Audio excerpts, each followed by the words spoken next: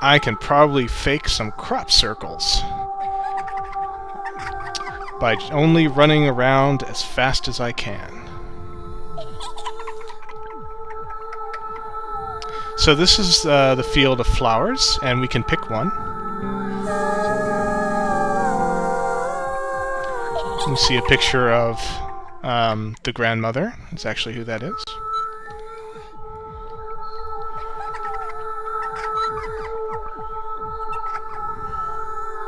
If I get rid of the flowers, no one can hide here anymore.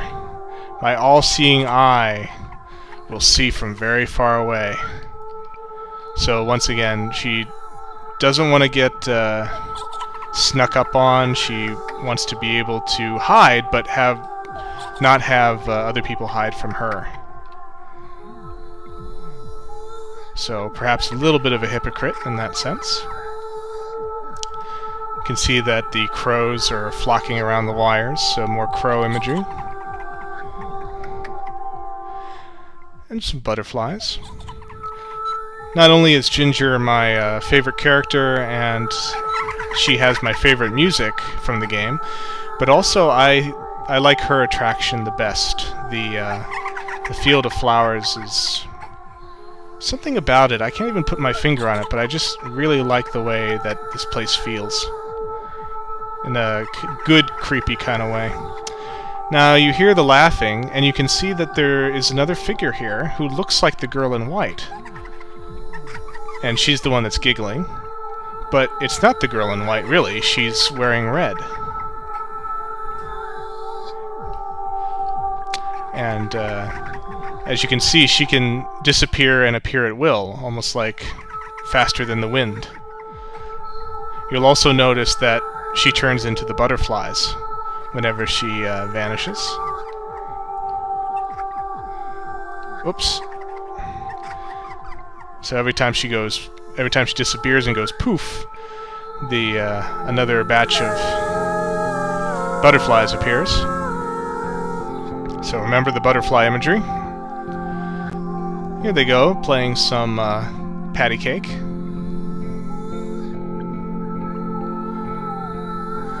So that's cool.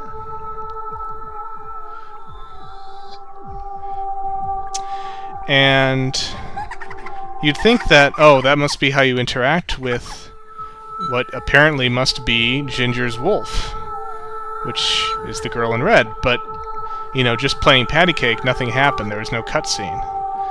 So let's see if I can do this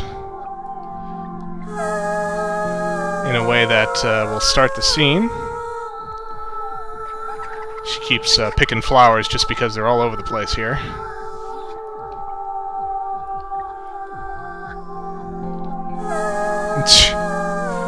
That's the only annoying thing about the field of flowers, is that it's very easy to just keep picking up the same item again and again. So let's see if she will do what she's supposed to.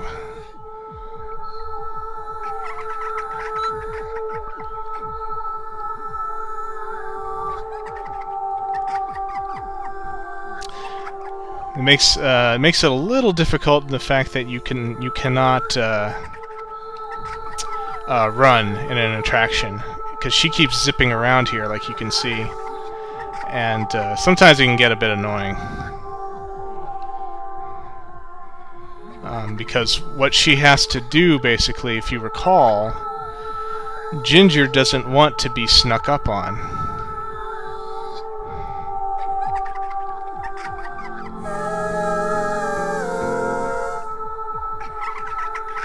As you hear the guitar starting up, that's a good sign.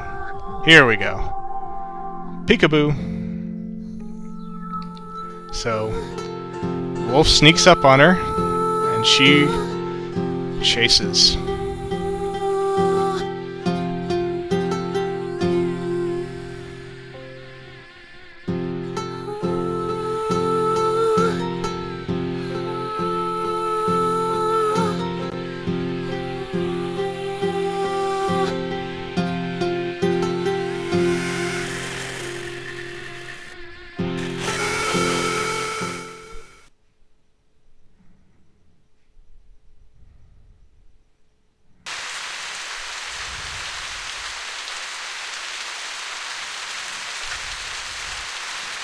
So, that was Ginger's ravaging from her wolf. I know that my first impression was similar to a bunch of other people's, which was there in fact any ravaging at all? You know, it seemed like a very benevolent encounter. But as we'll see in the grandmother's house, we get some suggestion that that may not have been the case.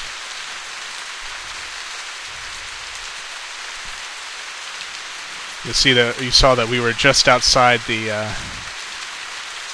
boardwalk here now, so once again we're a little bit closer to Grandma's house and won't have to spend so much time on the screen.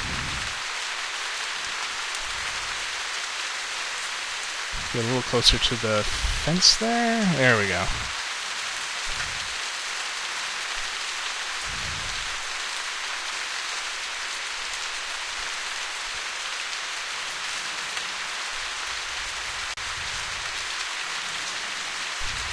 It's been a while since we really had any significant slowdown, so I think I finally got these graphics tweaked to where we won't have to worry about it anymore.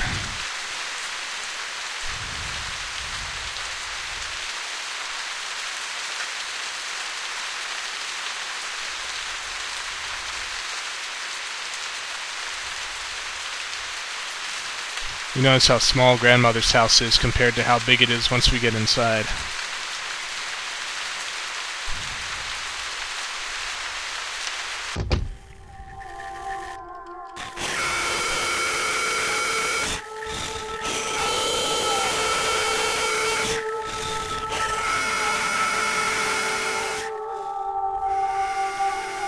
So here's the living room, but now you see that the floor is replaced with chain link fence. Everything is much redder, and there are black string-like things that are draped everywhere.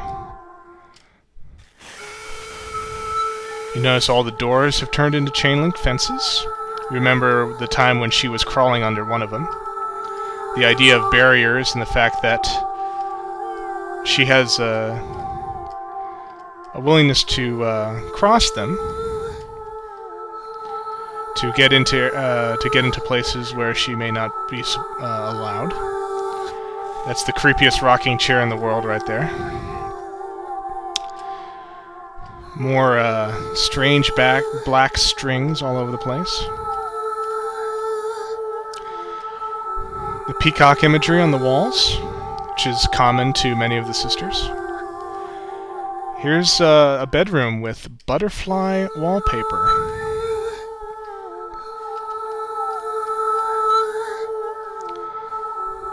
So remember the butterflies in the field. Here we get the idea of hiding. In this case, Ginger slides under her bed to hide. You can see that there's the dead bird is off to the left there we just passed. Probably she collected it and wants to keep it under her bed. There's her army men, like many kids have had toy army men in their childhood, fighting with the scarecrow for some reason. Model dinosaurs. I had that exact same model myself when I was a kid.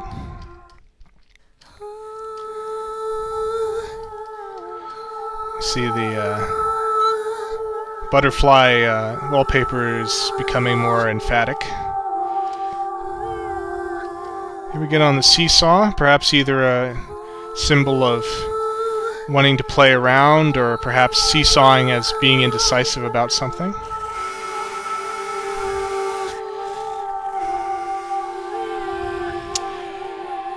And here, there's the old boot there in the crawl space here, which is where we are.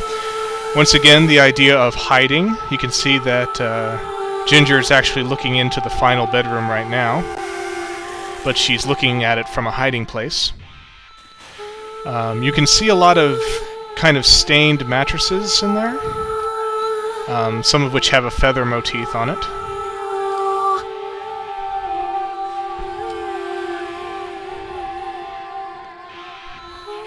More of the peacock wallpaper, and more of the black strings.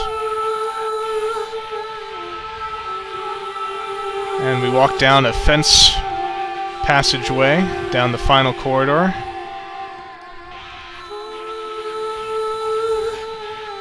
There are the crow feathers. As we saw before, the room is surrounded with mattresses. It looks like barbed wire across the floor.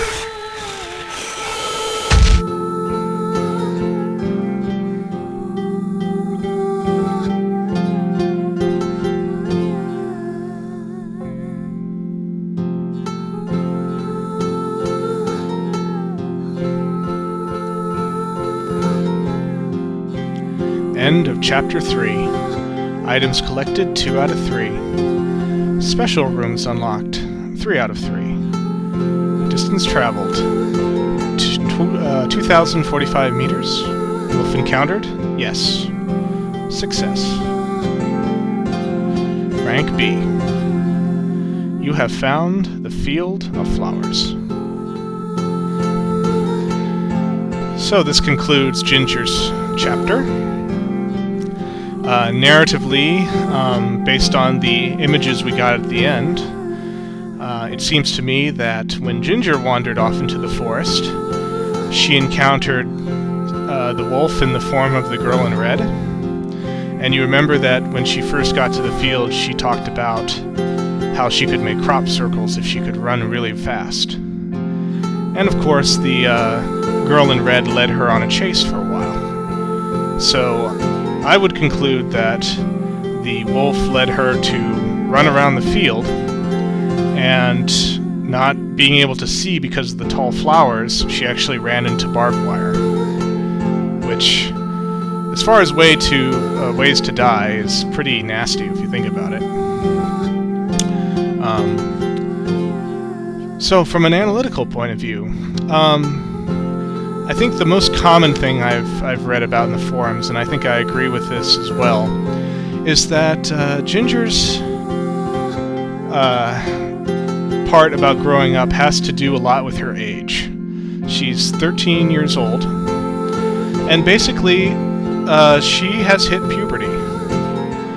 And so she is undergoing all of those physical changes that little girls have to go through when they become sexually mature. So Ginger, you see that there's one of the images at the end was her kind of holding her hands protectively between her thighs. And the idea of a room that's surrounded by mattresses gives the idea, of course, of menstruation.